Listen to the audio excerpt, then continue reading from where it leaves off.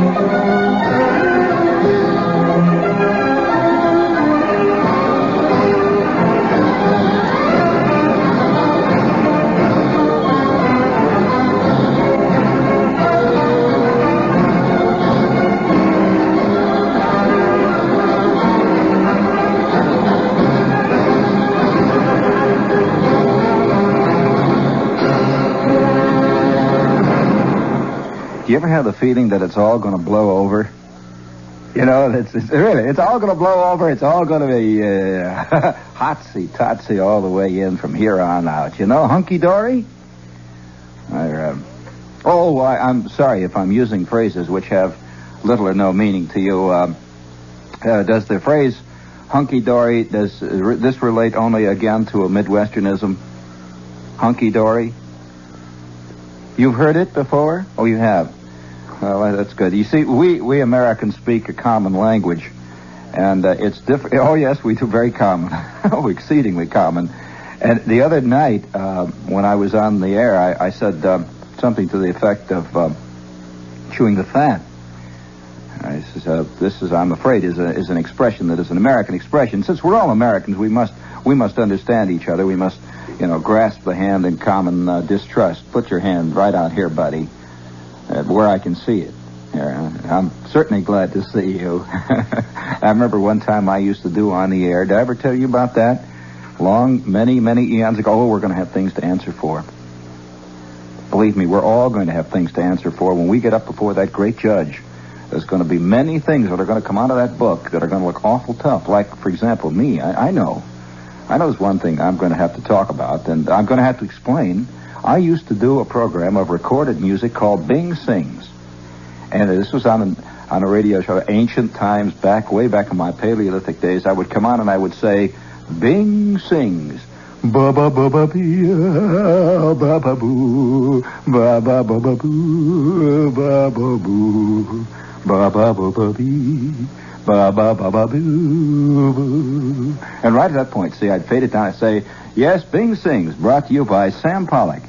Sam Pollock, the painless dentist who features plates with a smile. Ba-ba-ba-ba-bee, ba-ba-boo.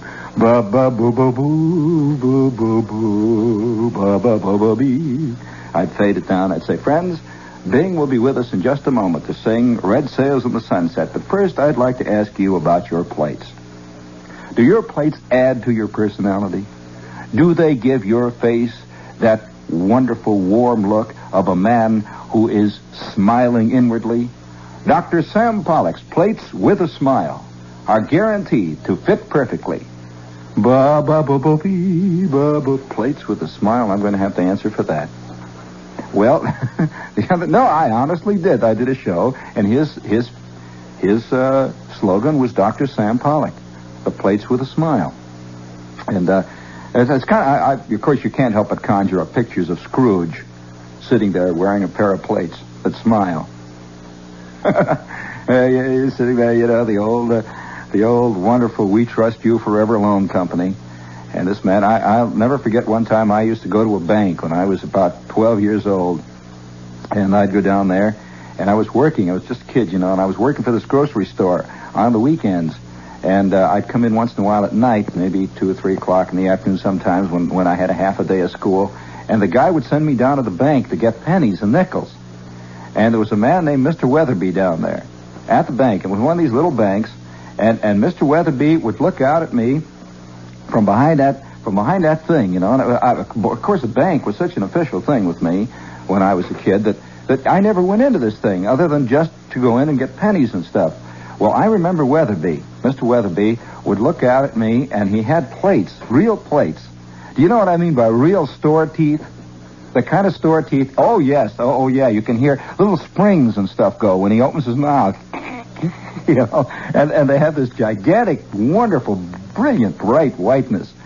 And I used to associate Mr. Weatherby with my grandmother, who had store teeth but never would admit it. And I remember one time I'm walking down the street or something with my grandmother, and hanging out over they don't do this anymore, or did they ever do this in the East? Hanging out over the sidewalk was a gigantic sign, and the sign was in the shape of a pair of teeth. Really big teeth, and they're sort of half open, like they were just about to bite into a prune. These 2 old teeth were hanging there, and over it says painless or something. Something like that. And I said to my grandmother, of course, I didn't know that you never talked about stuff like this. I said, Grandma, is this where you got your teeth? Because they looked exactly like my grandmother's teeth hanging up there. And boy, there was this terrible moment. And my mother, of course, later on, of course, these things, and to get back, though, to our common language, putting it out there, you just put it right out here. Why, you just put your hand right out here, you have come to the right place. Now, it's well known that in our world of the 20th century, that friendship has died. That no longer is there such a thing as a personal touch, brothers. No longer can one man say to another man, you are my friend and I trust you. No, we are living in the 20th century, friends. We are living in the time of hell and damnation. So I want you to put your hand right out and put it right here and grasp my hand in electronic friendship. I want you to come forward. I want you to put your hands on the top of that radio. Do you feel that warm? Do you feel that heat, that warmth coming up right there? Coming up through your knuckle bones, through your wrist bones, and up through your elbow bones? That's love. Put it there. You have come to the right place. Well, I'm talking about the other night. I'm discussing, chewing the fat. And so I figured that it was a Midwesternism, and I said, well, we've got this common American language anyway, at least that an American can pop up out of the trenches someplace and holler, hey, chew the fat, Mac. And every other American for miles would know that they're chewing the fat. Well, I get a letter from this Englishman. He says, yes, sir, I listened to the program the other night. I heard you mention what you call an Americanism, chew the fat. As far as I know, this expression has been used for countless generations, and as a matter of fact was one of my favorite expressions of my dear old Nanny, who used to refer to my now sainted mother as a prime fat chewer. My mother was a chewer of the fat. Thank you, Sir Geoffrey Chaucer Rhodes. One of the very few times I've ever gotten a letter from a sir.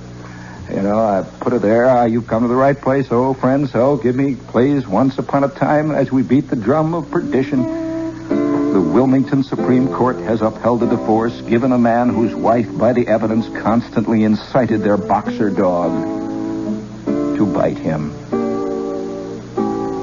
On at least 3 occasions, as a result of dog bites, the husband required medical treatment, said the justice who wrote the opinion, handed down Friday. The case reached the high tribunal on an appeal by the wife from a Supreme Court granted divorce to the husband, Leighton, on the grounds of extreme cruelty. The family lives in nearby Newark. He is a chemist and in his 40s. The opinion described him as a man of almost superhuman forbearance. The judge said that on various other occasions the wife ripped off her husband's clothes, choked him with his own necktie, kicked him, leaving lasting scars, struck him with an electric fan, threatened him with a butcher knife, hit him without warning while in bed, threw hot coffee on him, went after him with a handsaw, and threatened to hit him with an electric iron, a milk bottle, and a hammer. Beside that, the justice went on to enumerate, she heaped wordy abuse on the husband, calling him insulting names and mocking his baldness and his hearing aid. The two were married for 10 years. The husband had 2 daughters by his first marriage. The elder one left home, the justice said, because she no longer could endure her stepmother's, quote, unreasonable discipline and also physical punishment. The court's opinion said that the breakup came when the wife slapped the younger daughter, and the dog, always on the wife's side, leaped at the girl. The husband went to the daughter's assistance, and in the ensuing melee was himself attacked by the dog. He said he had to pry the dog's jaws open from where he had been bitten. The wife's lawyer argued that extreme cruelty hadn't been proven because the husband, quote, was not in fear of his life. The justice concluded, it is obvious that this was not a happy home and that at least these parties were incompatible.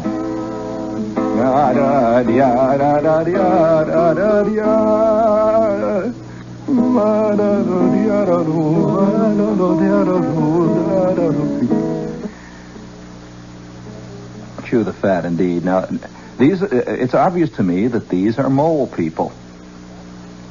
I have come to the conclusion that there is a whole population of us who are not recorded in fiction, who are not written about, who are not moaned over nor discussed, and in fact, in some ways, are not even worthy of it. Mole people.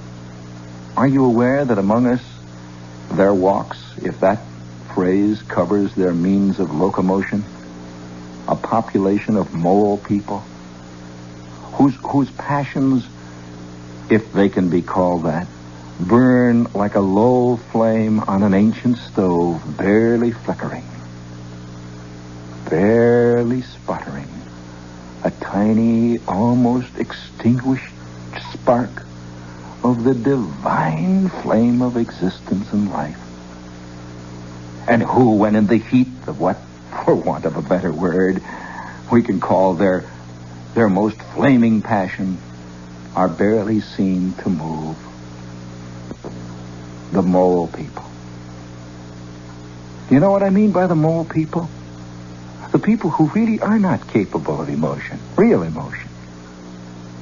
Well, they can get irritated when they're pushed in bush lines and things like that, or when there's a busy signal on the telephone. They get irritated over the wrong things. But the mole people, well, there they are. You wonder even how they reproduce their kind. Oh, speaking of mole people, this is WOR AM and FM New York. And this is WBAI New York. Till 12 midnight. This is the 40th year of WOR. Do you realize that? You know, you hear him talking on the air about it. And I don't know whether you know anything about that or what that means to you, but do you realize that I just did that 40 years is almost a... 40 years in the radio business is like 25 light years in any other industry. It really is. And what's really scary about it is that there are some people around here who were here very shortly after the sputtering flame was breathed into the final triodes of the final amplifier of WOR when she began to put out a 260-watt signal. Lo, these many eons ago, there are some guys who are still here. How's that for a rut?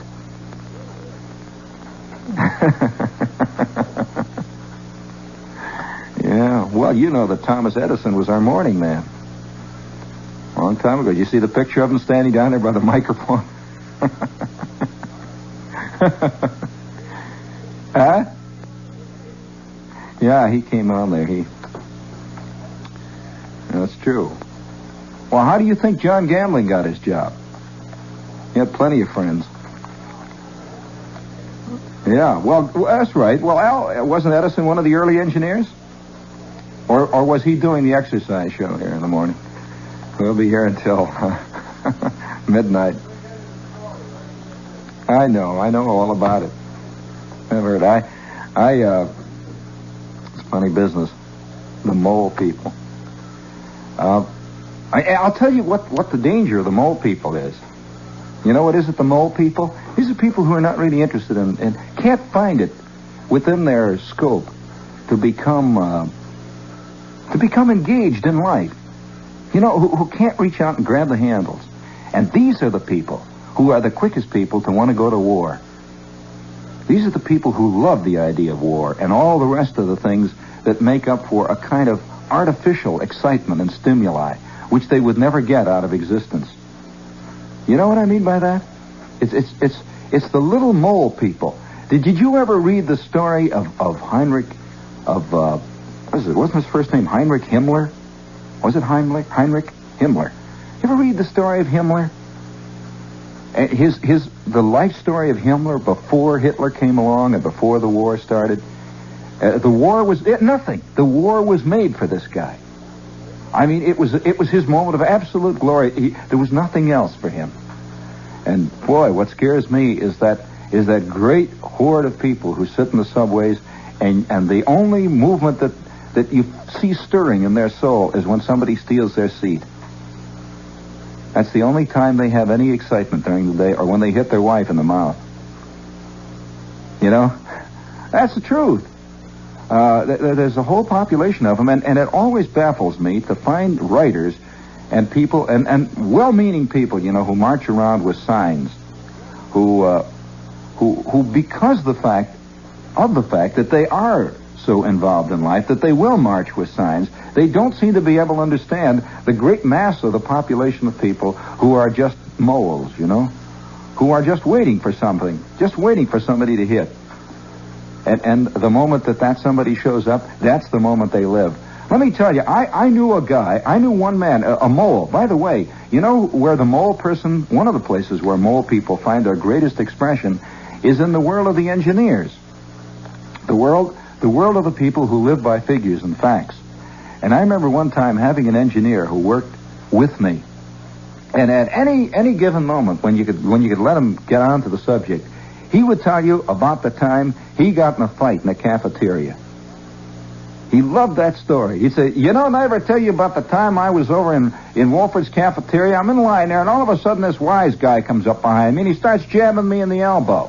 I turned around. I said, quit pushing me, you know. I didn't want any trouble. The guy says, mind your own business, Mac. Well, I said, what do you mean, mind your own business? I'm just going through here, just picking up some pie. And the next thing I know, the guy's pushing around. He wants to fight. Well, I'll tell you what I did. I just let him have it, man. Within 30 seconds, that guy spread out there under the... Oh, yeah. Well, of course, it was his big moment. You know, speaking of the mole people, did you read the aftermath of the guy that broke the snake cages? Did you read about... Hey, come on, watch it here, boy. This is worse than Ellen.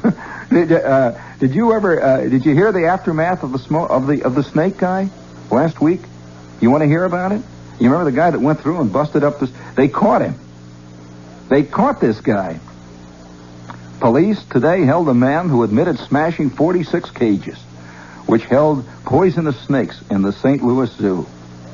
Friday, watchmen at the zoo reported a man tore a screen off the reptile house, ripped off the brass retaining bar, and plunged through the building, smashing cages. Police said when he was picked up, I get worked up once in a while. He was found sleeping on a sidewalk on the north side of Chicago. Yeah. One of the great mass of the unrecorded. Well, look, man, I get worked up too once in a while. Somehow, you and I have something in common. And I'm not quite sure what it is. I'm not quite sure what it is. It's like George Ade said when talking about the great mass of mole people. Once there was a home-like beanery where one could tell the day of the week by what was on the table. The stroke oar of this food bazaar had been in the business for 20 years, and she never had earned her harp. In fact, she'd taken it home 3 times over. The prune joke never touched her, and she had herself trained so as not to hear any sarcastic cracks about the oleo. She prided herself on the atmosphere of culture that permeated the establishment, and on the fact that she did not harbor any improper characters. A good many improper characters came around and sized up the layoff, and then blew. It was a sure enough boarding house, such as many of our best people know all about, even if they don't tell. The landlady was doing what she could to discourage the beef trust, but she carried a heavy line of oatmeal. She had oatmeal to burn, and sometimes did. And she often remarked that spinach had iron in it and was great for the blood. One of her pet theories was that rice contained more nutriment than could be found in spring chicken. But the boarders allowed that she had never seen a spring chicken. In the cast of characters were many old favorites. There was the lippy boy with the Williams and Walker shirts, who knew the names of all the ball players and could tell when there was a good variety show in town. Then there was the other kind. Hold it. This is one of the most beautiful descriptions in all of English literature of a true mole person. Listen carefully. The reason I'm reading this magnificent little George Ade fable is because of his description of people who are never described in literature, in drama, who are never carved into frescoes, who never decorate mosaics. Then there was the other kind, with a straw-colored mustache and a prominent Adam's apple, who was very careful about his pronunciation. He belonged to a social purity club that had a yell. His idea of a big hurrah was to get in a parlor with a few sisters who were under the age limit and sing the bass part of Pull for the Shore. And then there was the old boarder. He was the landmark. Having lived in boarding houses and hotels all his life, he had developed a gloom that surrounded him like a morning fog. He had a way of turning things over on his fork, as if to say, well, don't know about this. And he never believed anything he saw in the papers. He said the papers printed them things just to fill up. And the Circassian princes that brought in the victuals paid more attention to him than to anyone else. Because if he didn't get egg on his lettuce, he was liable to cry all over the tablecloth. Then there was the chubby man who came in every evening and told what had happened at the store that day. And there was the human anteater who made puns. One of the necessary features of a refined joint is the slender thing who likes music and is taking lessons on the piano, and is usually the daughter of the establishment. This boarding house had one of those mother and child combinations that was a dream. Daughter was full of Kubelik and Joseph Hoffman. Away back in the pines somewhere there was a father who was putting up for the outfit. She was a consistent little booster. Mother's job was just to boost and sit around and root. If what Mother said was true, then Effie's voice was a good deal better than it sounded. She said the teachers were just crazy about it, and all of them agreed that Effie ought to go to Paris or Milan and learn to study opera.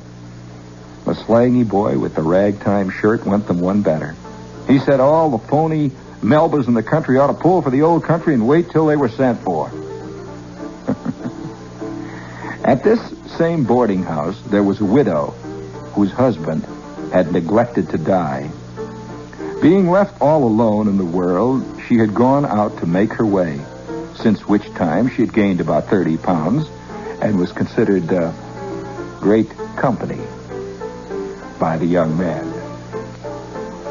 Necessarily, there was a pale lady who loved to read and who stuck to the patterns that appeared in the ladies' magazines. Then there was the married couple, without any furniture or children of their own. And the only reason they didn't take a house was that Henry had to be out of town so often. Henry's salary had been hooped $500 a year, and she was just beginning to say gown instead of dress. She had the society column for breakfast, and things looked dark for Henry. For many months, this conventional group of ordinary size 6 7/8 mortals had lived in a rut. At each mealtime, they rounded up and mechanically devoured what was doled out to them and folded their napkins and broke ranks. Each day was the duplicate of the one before it, and life had petered down to a routine. One evening, just as they had come in for their vermicelli, a new boarder glided into their ranks.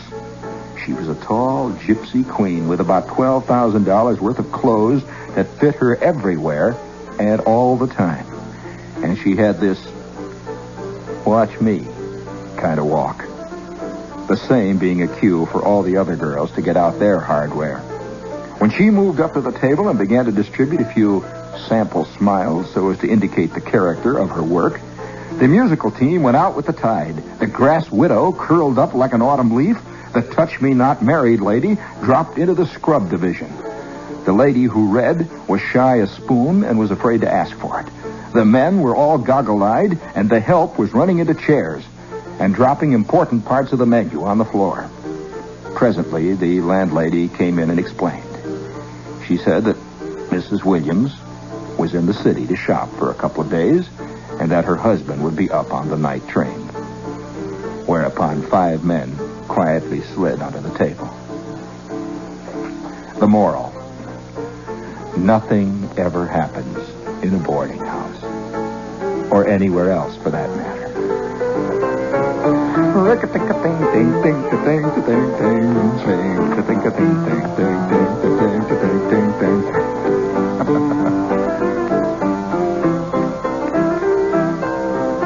All right, hold it there.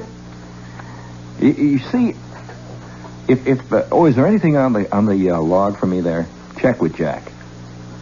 Go check here.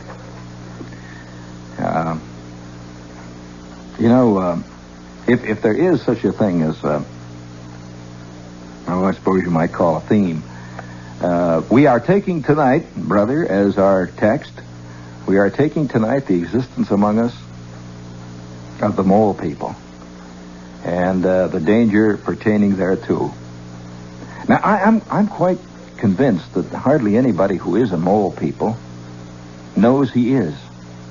And yet I'm also equally convinced that there isn't a single one of us walking around today who doesn't suspect that he himself isn't a mole people. I mean, who he himself doesn't feel. Have you ever had the feeling that somehow the blossoms blossom blossomier, or somehow the pulse beats harder? Have you ever really wondered about the lives of other people? Actually? Really wondered about it? I mean, about the real things. You know the kind of stuff you never talk about? The stuff you never discuss with anybody? Have you ever wondered about this side of other people? Or do you pretend that it doesn't exist with those other people?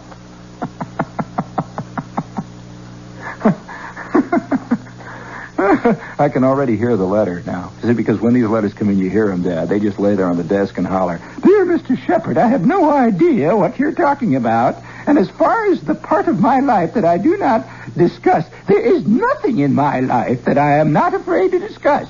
And as a matter of fact, I was telling Charles the other day, get rid of that idiot on the radio. What's he talking about? Get some nice music. I'm a John Gambling fan, and I like good things. Signed, an indignant ex-WOR listener." Yes, that's true, baby. I'm afraid that is true. Woe betide to those who have nothing in their lives that they couldn't talk about. Oh, but when you sit there in the bus, and there was a very funny little odd moment happened today. It was a very, no, it isn't an odd moment. There is a kind of secret communication that exists between people. I think it's between people. I don't know. I guess I don't know what the reverse of the mole people would be called. I suppose measuring us with what is available, I suppose the reverse of the mole people, or the obverse, I suppose you could say, of the mole people, are the ant people. Most of us are ant people. And then on the other hand, I'm inclined sometimes to say most of us are mole people. Once in a while, stalking among the ants and over the moles comes the giant who could roughly be called a grasshopper person. Once in a while jumps up in the air, you know. I mean, as compared to the tigers we could be. I mean, we could really be tigers. I mean, do you realize what we've got the world by right now at this point? Mankind? You know what it is we got the world by.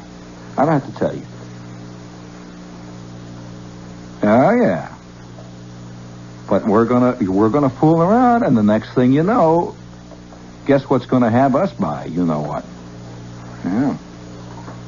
That's just because we're fooling around. We're standing around scratching, hollering. Okay, you shove that and I'll shove back. The next thing you know, the principal's going to come out. And we're all going to be up. Well, you know about the creek. You've been there. And believe me, Dad, there ain't going to be no Abercrombie and Fitch at the other end selling paddles. I can tell you that. Okay? All right, are we on the same wavelength here? We understand each other? All right. Then what is it? It's up to my bloomin' knickers, you know, already. And we are just in the shallows. Wait till we get out there where where the rapids start. You know? Sometimes I have a feeling, I'm in this little canoe, you know, speaking of little canoes. I have a favorite little canoe in my mind that keeps popping up. It's a little canoe that my grandmother had. It was a little phony birch bark canoe. A little tiny one, you know. It fascinated me when I was about 6. A little birch bark canoe. And the ends of it were stitched with red imitation leather, you know, stitches around it. And there was this little phony Indian sitting there. And he had this little paddle. He had a paddle, which is more than I can say for most of us. But he was the same place, you know. His paddle never touched whatever it was he was trying to row in. He was holding it up there at high port. And he's looking out over the, and underneath it said Hiawatha. Hiawatha. Souvenir of Alden, Illinois. Souvenir of Alden, Illinois. As far as I know, Hiawatha didn't come within 1,000 miles of Alden, Illinois, but that didn't stop the citizens of Alden, Illinois with associating themselves with greatness. So I used to look at that little canoe there, and that little canoe was on the library table. You know what is a library table? To my knowledge, a book never entered my grandmother's house, including even a Bible. In fact, she even objected to the Chicago phone book come in there. She didn't believe in reading. Said reading hurts your eyes. Not only did it hurt your eyes, put funny ideas in your head. Sometimes I have a feeling like I'm putting funny ideas into your head out there. I don't want to put no funny ideas into your head. And so I'd come there and I'd look over the top of that library table, which was covered with a Paisley shawl. Paisley being the name of the woman who sold shawls in the neighborhood. Emma L. Paisley. Large, heavy-set woman who wore squeaky shoes. Health shoes, you know. You know, the kind that strapped in the back and had buckles in the front. And had 3 low heels on each foot. You know the kind of woman. Who at the age of 7 was already nursing mankind. Well, she made Paisley shawls. Have you ever wondered how the name came to be Paisley? Did they call him Paisley out here? It was from Emma Paisley. She worked with Easter egg coloring. Produced a terrible shawl, but she meant well. And right in the middle of this library table was this Indian. And by the way, on the other end of the Paisley shawl was another Indian. Died right into the Paisley shawl, and this one said Souvenir of Kankakee, Illinois. Big for Indians around there. I used to watch those Indian pictures. And in my grandmother's bedroom, there was a picture of an Indian. The only picture she had in their house, outside of a picture of a waterfall that hung over the top of the calendar. And this picture, now, I may be wrong. It just seemed to me in my childish imagination that there was such a picture, although I can't comprehend the picture being painted of this kind. There was an Indian, and he was sitting on a horse, and he was looking down kind of depressed like a Fuller Brush man at the end of the long trail. You could see the sunset or the sunrise. It was hard to tell which, because these pictures were of a peculiar coloration. And underneath it said, the end of the trail. And it hung over my grandmother's bed and my grandfather's bed. These two people who came, certainly not from Chicago, but who had lived all their lives on that long sandy sward overlooking that great lake that hung down there like a gigantic grape, hanging there on the bottom end of Canada. Somehow they got hooked on Indians. Well, being a kid, I got hooked on canoes. And it's funny thing. One day I came in to see our boss here, and I said, "Boss, it's about time, don't you think so?" He knew what I meant. It was, he knew what I meant. I was kind of nudging him. It's about time, And he looked at me and he said, "Don't push your luck." Oh, I said, "Come on, Bob, come on. For crying out loud. What's gambling got that I haven't got?" Just one more crack out of you, and you are going to have to start hunting for a paddle. And immediately I see this little birch bark canoe. And funny thing about it, the cockles of my heart warmed, and because, I'm a sentimental cuss. You know me. Sentimental old cuss. He and I have been just like that ever since. I don't talk much about it anymore. But I'll tell you what I do keep behind my desk. I keep this small folding paddle. Because you never know when all of a sudden the floodgates are going to open. Are you still out there?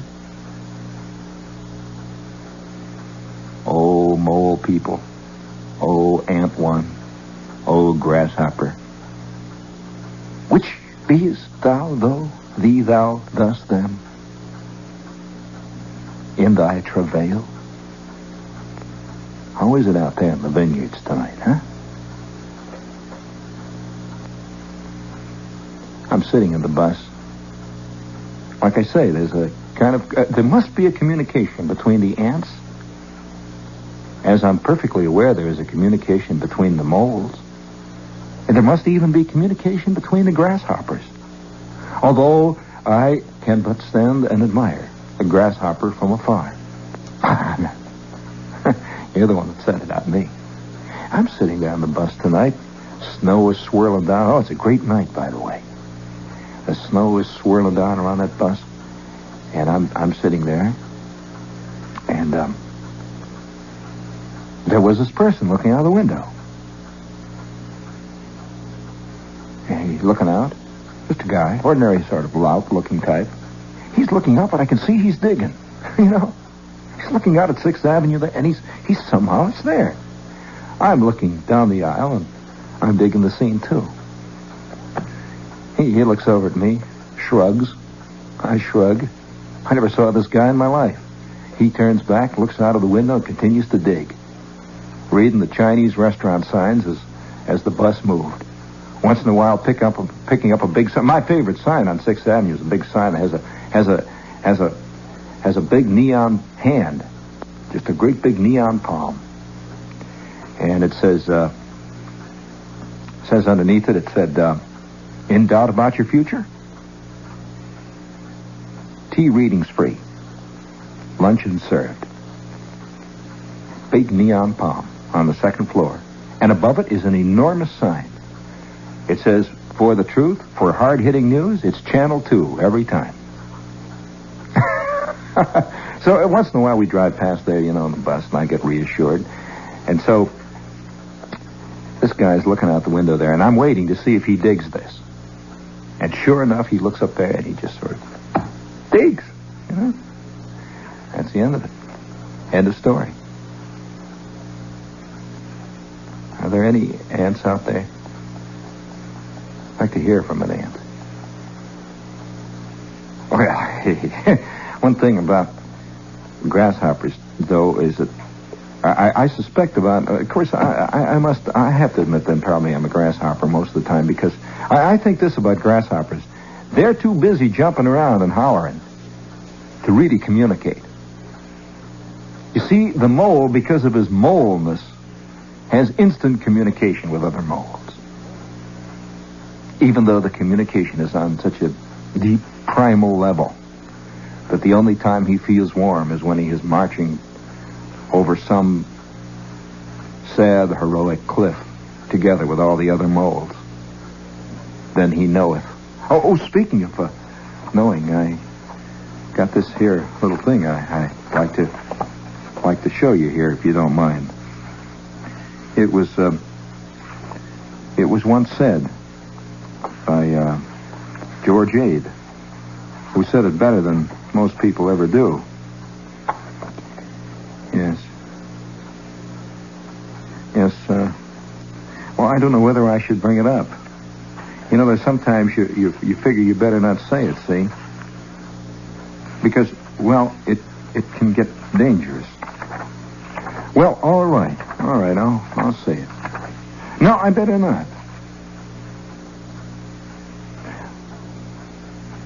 I can tell you that the moral to the fable, maybe I better not tell you the fable. You can build the fable yourself. The moral to the fable is the reaction is something terrible.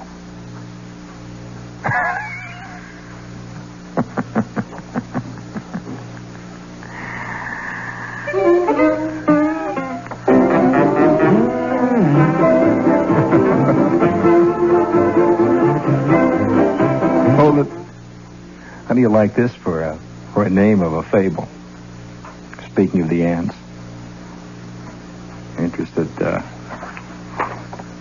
patient toiler who got it in the usual place.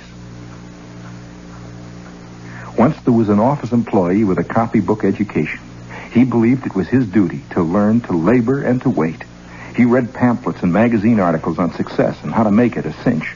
He knew that if he made no changes and never beefed for more salary, but just buckled down and put in extra time and pulled for the house, he would arrive in time.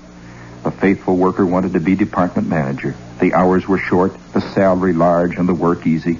He plugged on for many moons, keeping his eye on that roll-top desk, for the manager was getting into the has-been division, and he knew there must be a vacancy soon. At last, the house gave the old manager the privilege of retiring and living on whatever pittance he had saved. Ah, this is where humble merit gets its reward, said the patient toiler. I can see myself now counting money. That very day, the Maine Gazooks led into the office one of the handsomest tennis players that ever worked on Long Island and introduced him all around as the new department manager. I shall expect you to tell Archibald all about the business, said the Maine Gazooks to our patient toiler. You see, he has just graduated from Yale, and he doesn't know a thing about managing anything except a catboat, and his father is one of our principal stockholders, and he is engaged to a young woman whose uncle is the head of the trust. I had been hoping to get this job for myself, said the faithful worker faintly. You are so valuable as a subordinate and have shown such an aptitude for detail work that it would be a shame to waste you on a big job, said the Maine Gazooks. Besides, you are not equipped. You have not been to Yale. Your father is not a stockbroker. You are not engaged to a trust. Get back to your high